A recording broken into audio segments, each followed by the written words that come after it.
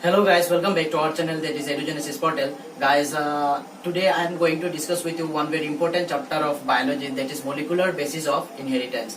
और उसमें से एक बहुत important topic मैं आज आपके साथ डिस्कस करना चाहता हूँ जिसका नाम है ट्रांसलेशन प्रोसेस। तो फिर चलिए देर किस बात की, शुरू करते हैं आज का वीडियो। तो you see translation,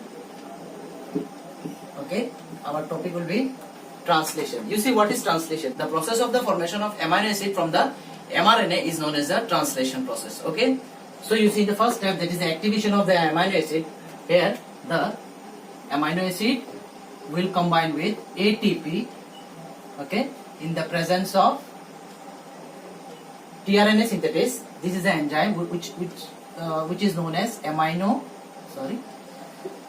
acyl. Okay, amino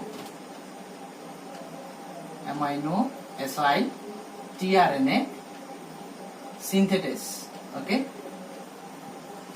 so this one, E1 is the enzyme, the name is amino acyl tRNA synthetase. In the presence of magnesium, it will become AA plus AMP E1 complex. Okay, so amino acid will combine with ATP in the presence of this enzyme, in the presence of magnesium, and it will become this complex AA1 AMP E1 complex. E1 means this enzyme only.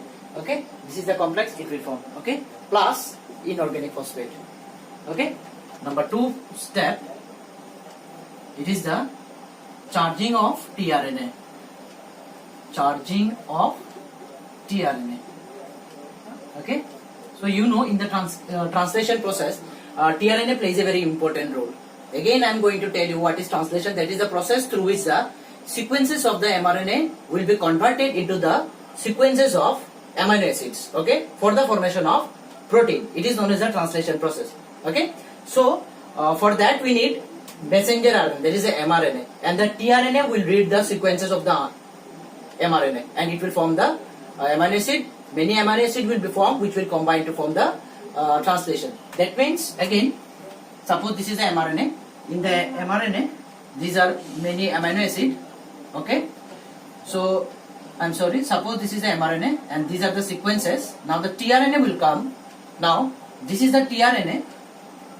So tRNA will come and it will read the 3 triplet code.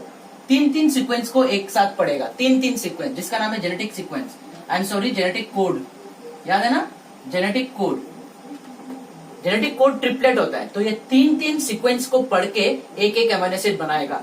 तो ये पढ़ेगा कौन, mRNA में क्या क्या sequence है उसे पढ़ेगा कौन, उसे पढ़ेगा टीआरएनए। 3 को पढ़ेगा और एक एमिनो एसिड ज्वाइन करेगा। सपोज इस 3, ये जो 3 जो आपका एमिनो सीक्वेंस है एमआरएनए का, ये जो 3 आपका सीक्वेंस है एमिनो एसिड एमआरएनए का, ये आपका एक एमिनो एसिड बनाएगा। फिर ये 3 सीक्वेंस है, फिर टीआरएनए इसको पढ़ेगा, उसके हिसाब से जो एमिनो एसिड बनता है उसे ऐसा लगाएगा। फिर बहुत सारा एमिनो एसिड ऐसे ज्वाइन करके polymer of amino acid is known as what, protein. फिर एक चेन बनेगा एमिनो एसिड का जिसका नाम है पॉलीपेप्टाइड, दैट मींस प्रोटीन बन रहा है। और इस प्रोसेस को कहते हैं ट्रांसलेशन। और इस ट्रांसलेशन प्रोसेस में ये स्टेप होता है। नंबर 1 क्या होता है, activation of the amino acid. पहले एक्टिव होना पड़ेगा जो एमिनो एसिड है, तो वो एटीपी के साथ कन्वर्ट होके in the presence of amino acid tRNA synthetase ये कॉम्प्लेक्स बनाएगा। ठीक है, AA1 AMP E1 कॉम्प्लेक्स बनाएगा एंड इनऑर्गेनिक फॉस्फेट। नंबर 2, ये जो टीआरएनए है जो सीक्वेंस आके पढ़ेगा एमिनो एसिड को ले जाएगा, एमिनो एसिड को लेके फिर यहाँ पे सीक्वेंस पढ़ के उसकी इसके हिसाब से बनाएगा ना, तो टीआरएनए को चार्ज होना पड़ेगा। तो चार्जिंग ऑफ द टीआरएनए, तो ये कैसे होता है, this complex AA1 AMP E1 complex, this complex will now react with ATP. Okay, now this complex will react with this ATP and it will become, you see, it will become I'm sorry, it will combine with tRNA. Yes, this complex will now combine with tRNA. tRNA, it will combine with tRNA and now the tRNA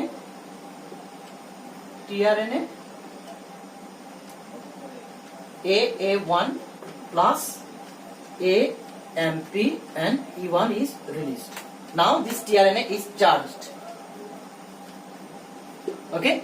Now how the tRNA became charged? When the tRNA will combine with, the tRNA will get charged when it will combine with this complex. When it will react with this complex, the tRNA will combine with amino acid.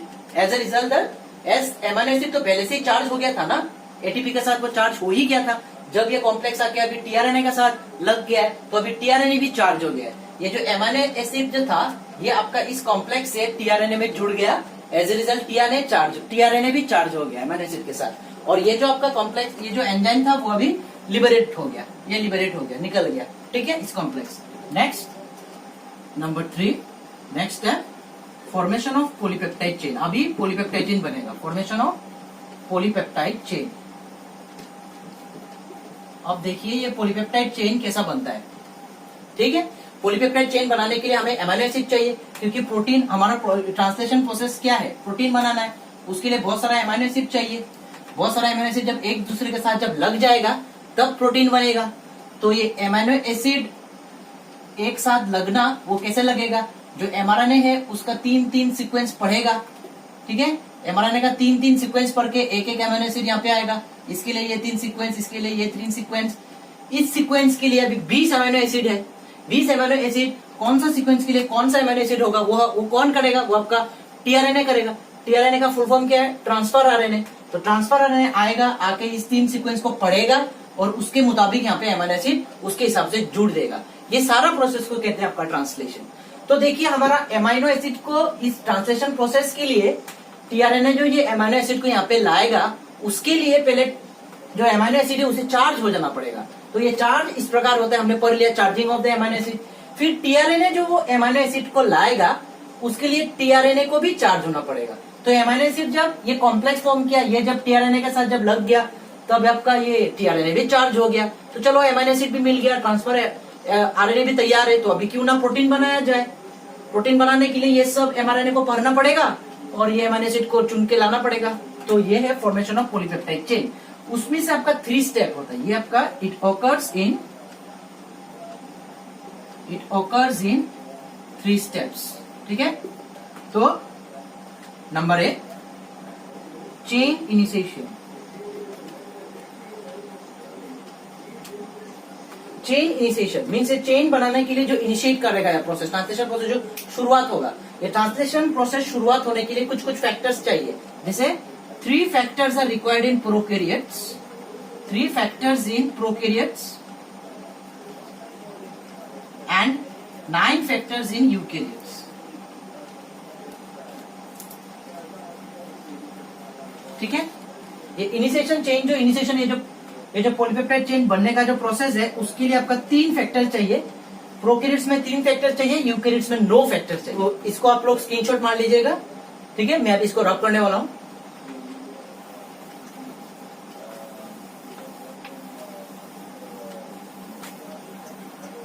तो formation of polypeptide chain में chain initiation हो गया. अभी next step होगा आपका binding. Roman बांध दे देता हूं. Binding of mRNA with 30S और 40S राइबोसोम. ठीक है, 40S. तो राइबोसोम का 2 यूनिट होता है, आपको पता है. एक होता है छोटा वाला और एक होता है बड़ा वाला. Smaller units and the larger unit. Okay, तो smaller unit and larger unit prokaryotes and eukaryotes में अलग अलग होता है. ठीक है, तो छोटा यूनिट आपका 30 यूनिट हो सकता है या फिर 40. तो ये जो एमआरएनए है, इस राइबोसोम के साथ अभी अटैच होना पड़ेगा, क्योंकि देखिए ये जो प्रोसेस, जो प्रोटीन ट्रांसलेशन प्रोसेस जो होगा, एक्चुअली ये राइबोसोम में होगा. ये राइबोसोम ही प्रोटीन बनाने में बहुत मदद करता है. ठीक है, तो कैसे करता है मैं आपको बता दूंगा जी.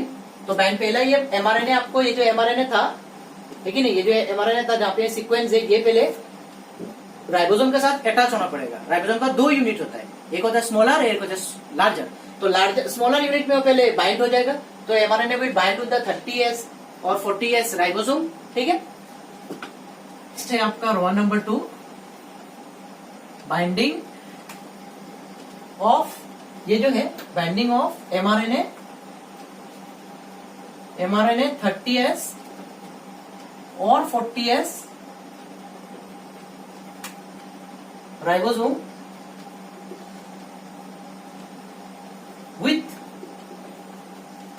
टीआरएनए, ठीक है।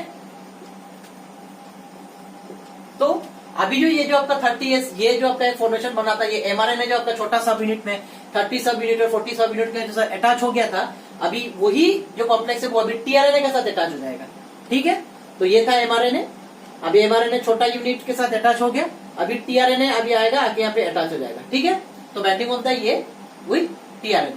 तो गाइस यहाँ पे एक बहुत इंपॉर्टेंट बात है, मैं बता देता हूँ कि this complex will bind with tRNA, but before that the tRNA in tRNA that means one thing will get attached, and that thing is N-formylated methionine. N-formylated methionine. In case of eukaryotes,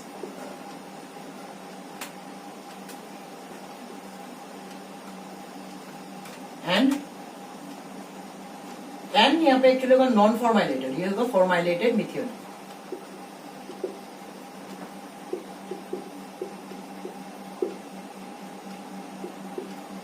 ठीक है। बहुत जरूरी है medical purpose के लिए, ठीक है। ये नीट में पूछता है कि ये जो टीआरएनए जो है ये यहाँ पे इस 30 सब यूनिट 30 या फिर 40 सब यूनिट छोटा वाला राइबोसोम के साथ अटैच होने से पहले, ठीक है, यहाँ पे जो आपका एन फॉर्माइलेटेड मिथियोनिन टीआरएनए के साथ अटैच होता है इन केस ऑफ यूकेरियोट्स और formylated methionine in case of prokaryotes, याद रखिएगा, ठीक है। तो ये जो प्रोसेस है ये जो प्रोसेस है उसको हम एक इक्वेशन में देख सकते हैं। जैसे देखिए ये 30S 40S ये वाला, ठीक है नहीं, तो 30S 40S mRNA कॉम्प्लेक्स इसके साथ अटैच हो जाता है टीआरएनए के साथ। तो टीआरएनए और टीआरएनए में क्या मिल जाएगा हमें, मिथियोनिन। तो यहाँ पे ऐसा लिख देता हूँ MET, इससे हमें क्या मिल जाएगा, टीआरएनए के साथ अटैच हो जाएगा, क्या मिल जाएगा 30S 40S mRNA कॉम्प्लेक्स, ये आ गया बॉन्ड, मतलब लग गया, ये हो गया tRNA meth.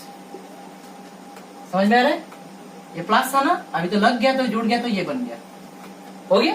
Next step number 3 process होगा कि अभी लार्जर सब यूनिट जो है आपका राइबोसोम का वो अटैच हो जाएगा, लार्जर सब यूनिट ऑफ राइबोसोम वो अटैच होगा, ठीक है।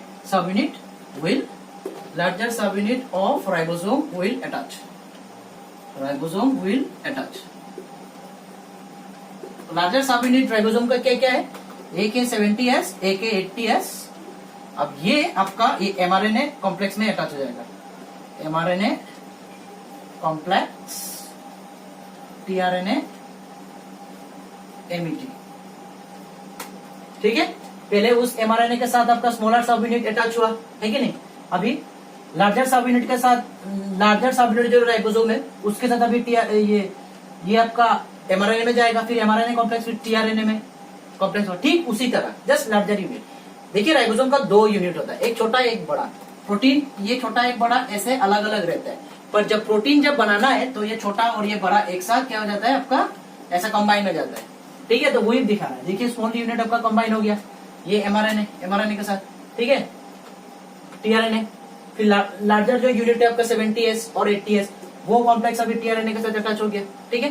तो दोनों जुड़ गए। So next step will be chain elongation, ठीक है। तो पॉलीपेप्टाइड चेन तो हो गया, चेन इनिशिएशन, ठीक है।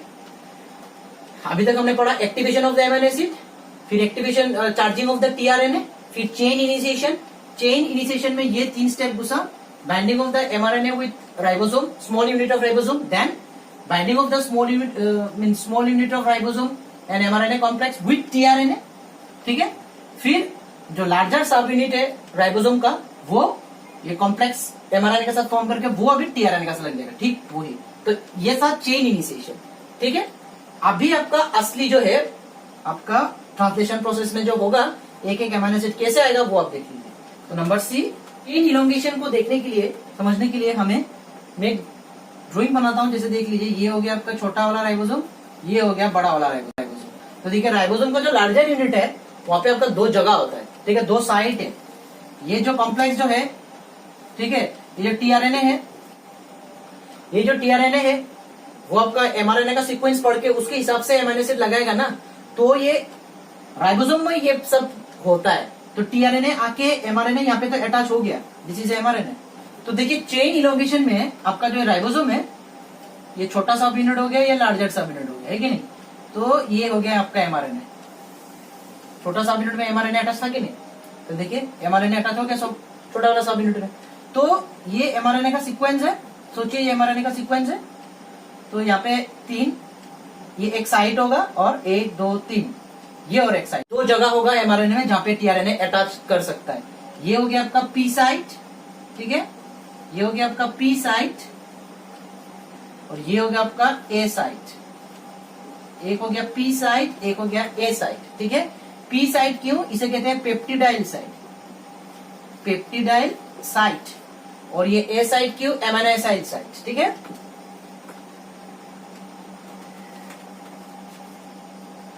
Amino acyl site, amino acyl site, ठीक है। अब देखिए पहला जो टीआरएनए होगा, जो पहला टीआरएनए आके हमेशा आपका पी साइड पे लगेगा, first one having the initiation. वो टीआरएनए में क्या है, मिथ्योनिन है ना, फॉर्माइलेटेड मिथ्योनिन। तो मिथ्योनिन हमेशा फर्स्ट कोड करता है, फर्स्ट कोड हमेशा मिथ्योनिन होता है, ठीक है। मतलब फर्स्ट जो एमिनो एसिड होता है, ठीक है, वो हमेशा मिथ्योनिन होता है, ठीक है। तो पहला वाला पी साइड पे आके लग गया, पी साइड, तो ये आके लग गया पहला वाला एमिनो एसिड। अभी दूसरा वाला जो आएगा वो आपका ए साइड पे जाएगा, ठीक है। सोचिए ये जो सीक्वेंस है इसको हम पकड़ लेते हैं, ये एमआरएनए का सीक्वेंस जो है वो है एक्स एक्स एक्स, और ये वाई वाई वाई, ठीक है। ये अच्छी तरह से दिख रहा होगा ये नहीं आपको, ये एक्स एक्स एक्स और ये वाई वाई वाई। यहाँ पे और 3 है, सपोज जेड जेड जेड, ठीक है। तो ये Z Z Z Y Y Y X X X. अभी ये जो 3 जो बेस है, इस बेस को लेके एक एमिनो एसिड बनता है ये, तो टीआरएनए उसके हिसाब से एमिनो एसिड लगा दिया। फिर नेक्स्ट जो आएगा वो आएगा ए साइड पे, ठीक है। अभी नेक्स्ट जो होगा, अभी नेक्स्ट होने के लिए नेक्स्ट वाला और एक टीआरएनए आएगा एमिनो एसिड लेके, ठीक है ना। अभी उसके लिए उससे पहले ये जो एमिनो एसिड है यहां से वहां ट्रांसफर हो जाएगा, क्योंकि ये एमिनो एसिड ये एमिनो एसिड दोनों चार्ज है। हमने पहले ही देखा था कि एमिनो एसिड चार्ज होते हैं, एटीपी के साथ लग के वो लोग चार्ज तो ऑलरेडी हो गए। तो ये जो एमिनो एसिड्स है, ये एमिनो एसिड आपका चार्ज हो जाएगा, इसलिए ये नजदीक होने के कारण एक चेन बना लेगा, यहाँ पे एक बॉन्ड बना लेगा, और एक एमिनो एसिड दूसरे के ऊपर ऐसे एक बॉन्ड बना के शिफ्ट हो जाएगा, ठीक है। तो ये जो बॉन्ड बना है उसका नाम है आपका peptide bond, peptide bond. 2 amino acid लग चुके हैं, बहुत सारा एमिनो एसिड ऐसे लग के, बहुत सारा एमिनो एसिड ऐसे लग के क्या बनता है, प्रोटीन। तो 2 एमिनो एसिड लग चुके हैं, क्योंकि ये साइट को खाली करना पड़ेगा ना।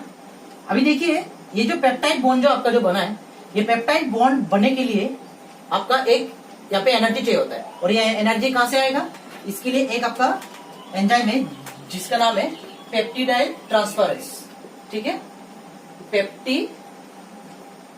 Peptidyl transferase, very very important. इस एंजाइम से आपका ये पेप्टाइड बॉन्ड बना है, ठीक है। तो पहला amino acid x X x sequence, tRNA x X x base sequence पढ़ के ये एमिनो एसिड बनाया। फिर ये एमिनो एसिड, फिर दूसरा वाला आ गया यहाँ पे एमिनो, सपोज ये 1 एमिनो एसिड 1, ये हो गया 2, ठीक है। अब ये कहां से आया, क्या ये दूसरा वाला है, नहीं, ये जो 1 है ये यहां से चला गया यहाँ पे, समझ लीजिए अच्छे से। ये 1 है, ये 2 के वहां पे जाके लग गया है, क्योंकि यहाँ पे वो लोग ने एक बॉन्ड बना दिया जिसका नाम है पेप्टाइड बॉन्ड। 2 एमिनो एसिड के बीच में पेप्टाइड बॉन्ड बन जाता है, क्योंकि 2 एमिनो एसिड चार्ज है और एनर्जी भी चाहिए होता है, एनर्जी आता है इस एंजाइम से। तो ये 2 एमिनो एसिड बन गए। अभी ये दोनों, ठीक है, मैं पहले ही बोल रहा था, पहला जो आपका जो टीआरएनए है वो आपका पी साइड में आएगा, और बाकी दूसरा जितना भी होगा वो सब आएगा आपका ए साइड में, मींस एमिनो एसिड साइड। पहला वाला पी साइड में, ठीक है, पेप्टिडाइल साइड में, ठीक है, पेप्टिडाइल PEPTIDYL, ठीक है, पेप्टिडाइल साइड ए साइड। तो बाकी जो दूसरे जितने भी आएंगे सब ए साइड में आएंगे, ठीक है। पहला वाला पी साइड में इसलिए आएगा क्योंकि पहला वाला जो टीआरएनए है उसमें मिथ्योनिन रहता है, और प्रोटीन बनने के लिए पहला जो अमीनो एसिड होता है वो हमेशा याद रखिएगा, पहला कोड जो शुरुआत करता है वो मिथियोनिन होता है। ठीक है, जेनेटिक कोड पहला वो मिथियोनिन होता है, तो पहला वाला पी साइड, बाकी सब ए साइड। अभी यहाँ पे इसने यहाँ पे ट्रांसफर कर दिया, अभी ये दोनों, अभी ये जगह खाली करना पड़ेगा ना, क्योंकि दूसरा टीआरएनए आएगा। अभी इस सीक्वेंस को पढ़ना पड़ेगा, देख रहे हैं? तो ये सीक्वेंस जो है एक्स एक्स है उसके हिसाब से ये अमीनो एसिड, ये सीक्वेंस जो है वाई वाई वाई उसके लिए ये अमीनो एसिड। तो दोनों का, ये दोनों मतलब बेस सीक्वेंस के लिए जो अमीनो एसिड होता है वो तो हमने बना लिया। अभी ये हो रहा है कि नहीं ये देखना है। अभी इसके हिसाब से जो अमीनो एसिड होगा वो लगाना है। तो अभी ये राइबोसोम यहां से वहां शिफ्ट करेगा, इसे कहते हैं ट्रांसलोकेशन। Translocation, translocation. अभी राइबोसोम ऐसे शिफ्ट करेगा यहां से वहां। तो जब ये यहां से वहां जाएगा उससे पहले क्या होगा, ये दोनों जो है अमीनो एसिड ये ए साइड से आपका पी साइड में चला जाएगा। समझ में आ रहा है आपको?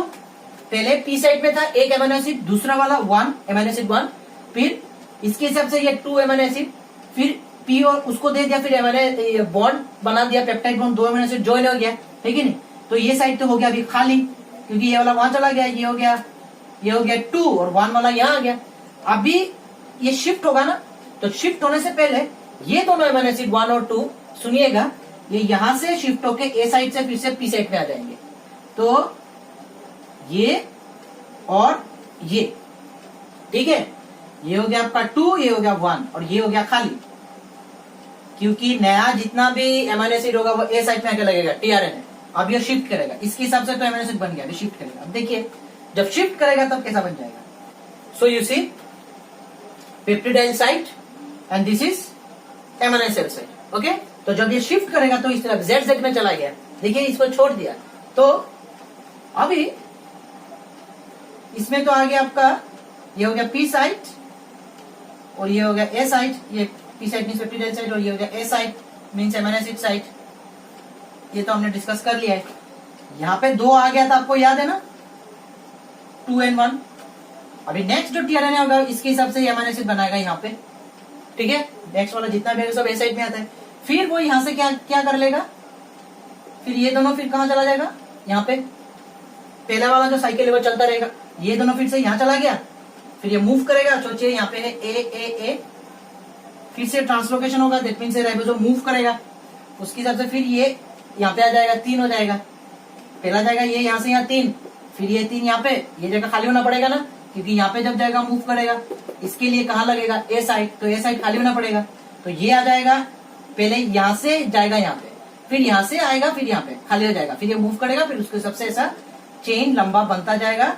अमीनो एसिड एक दूसरे के साथ कंबाइन होते रहेंगे और ये आपका प्रोसेस चलता रहेगा। बस ये याद रखिएगा, ये जो पेप्टाइड बॉन्ड जो बनता है उसके लिए एंजाइम चाहिए जिसका नाम है peptidyl transferase, PEPTIDYL, peptidyl transferase, PEPTIDYL, और ट्रांसफरेज स्पेलिंग आपको तो पता होगा।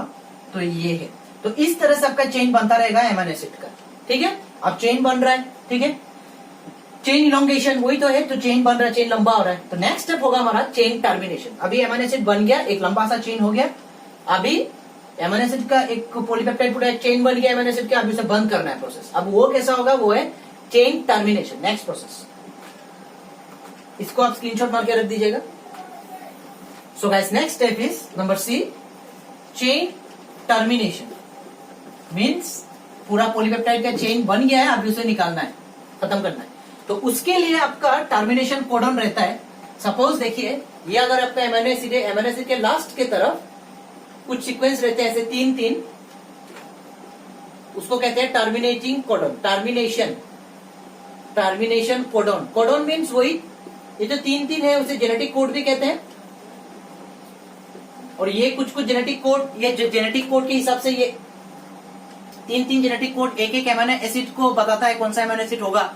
तो जो आपका जो कोड आपको मतलब कुछ देगा नहीं, अगर ये अमीनो एसिड देता तो चेन बनता रहता, चेन इलोंगेशन होता रहता।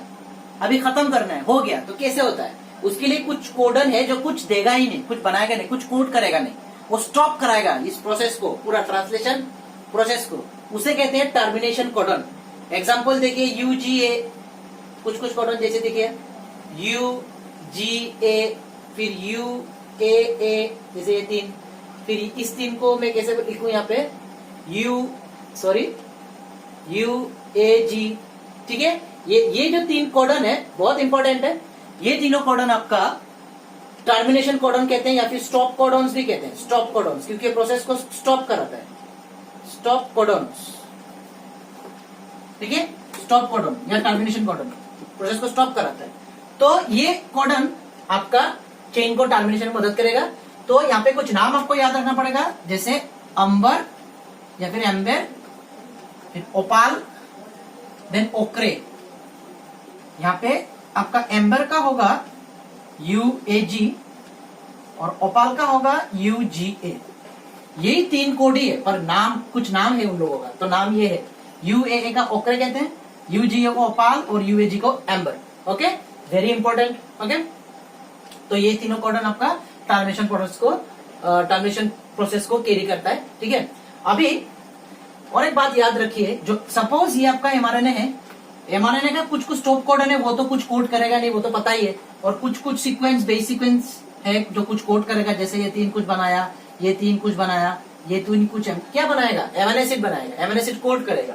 तो ये बेस सीक्वेंस एक एक एमिनो एसिड कुछ बनाता कोड करता रहेगा, ठीक है। और स्टॉप कोडन तो कुछ करेगा ही नहीं, हमें पता ही है, वो तो स्टॉप कराएगा, टर्मिनेट कराएगा प्रोसेस।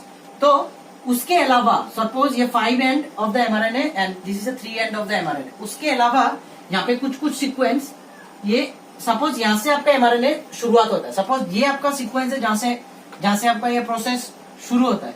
उससे पहले कुछ यहाँ पे ऐसे सीक्वेंस रहते हैं 3 एंड में भी आफ्टर स्टॉप कोडन, मैं यहाँ पे लिख देता हूं, आफ्टर स्टॉप कोडन,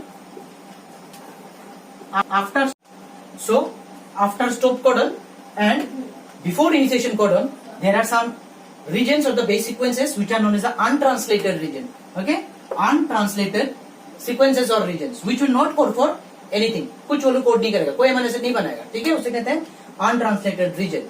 तो फिर आई होप दैट ये आपको समझ में आ गया होगा ये वीडियो, और अगर ये आपको अच्छा लगा तो फिर लाइक शेयर एंड सब्सक्राइब जरूर कर दीजिए। इसका आप एक स्क्रीनशॉट रख लीजिए, ठीक है, फ्यूचर पर्पस में आपका काम आ जाएगा। और मेरा एक चैनल है जिसका नाम है एडू शावर, जहाँ पे जनरल अवेयरनेस के ऊपर मैं वीडियो बनाता हूँ, वो भी एक बार जाके देख लीजिए, शेयर कर दीजिए, सब्सक्राइब जरूर कर दीजिए। फेसबुक पेज जो मेरा है एडुजेनेसिस पोर्टल, वहाँ पे आइए, वहाँ पे डिस्कस करेंगे। कुछ अगर आपका डाउट हो कमेंट सेक्शन में बताइए, नेक्स्ट टॉपिक क्या चाहिए वो भी आप बता सकते हो। तो फिर शुक्रिया यहाँ पे आने के लिए, मेरे वीडियो को देखने के लिए, थैंक यू वेरी मच।